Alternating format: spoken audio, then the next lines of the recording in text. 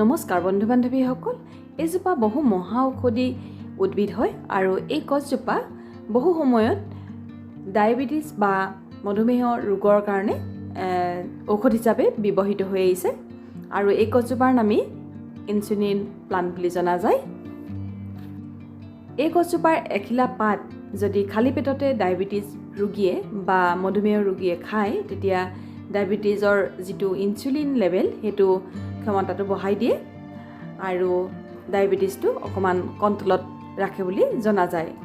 আৰু এই পাতবোৰ খাবলৈ অকণমান টেঙাৰ এটা সোৱাদ আহে, টেঙা লাগে আৰু এই পাতত বহু পৰিমাণৰ এণ্টিঅক্সিডেণ্ট থাকে আৰু বহু নানা ধৰণৰ ইয়াত উপাদান পোৱা যায়।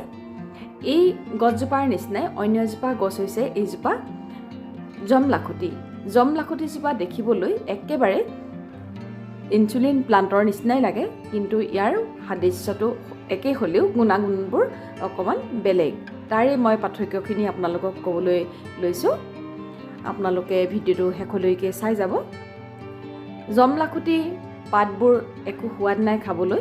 এইজোপা হ'ল জমলাখুটি, একেবাৰে খাবলৈ সোৱাদ নহয় আৰু ইয়াৰ ফুলবোৰ বগা ফুলে। এয়া অন্যহাতে ইনচুলিন প্লান্টৰ ফুলবিলাক হালধীয়া হয় আৰু পাতবোৰ এয়া জোঙা নিচিনা অকণমান আৰু খাবলৈও টেঙা লাগে পাতবোৰ। এজোপা ইনচুলিন প্লান্ট হয় আৰু ইয়াৰ পাতৰ যিখিনি গুৰিখিনি লাগি আছে ডালত, তাৰ গাঁঠিখিনিত অকণমান ৰঙচুৱা ৰঙৰ আৰু এইখিনি কিন্তু দেখিবলৈ সাদৃশ্য একেবাৰে জমলাখুটিৰ গছজোপাৰ নিচিনাই, কিন্তু ইয়াৰ গুণাগুণখিনি বেলেগ হয়। যেনেকৈ এইজোপা জমলাখুটি দেখিবলৈ একেই আৰু জমলাখুটিজোপা খাবলৈ কিন্তু টেঙাও নহয় মিঠাও নহয়। এইজোপা হৈছে ইনচুলিন প্লান্টটো খাবলৈ টেঙা। ইয়াৰ দুটা পাৰ্থক্য আপোনালোকক সবিশেষ ক'লোঁ।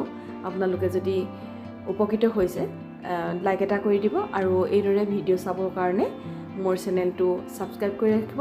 ভিডিঅ' চোৱাৰ বাবে আপোনালোকক ধন্যবাদ জনালোঁ।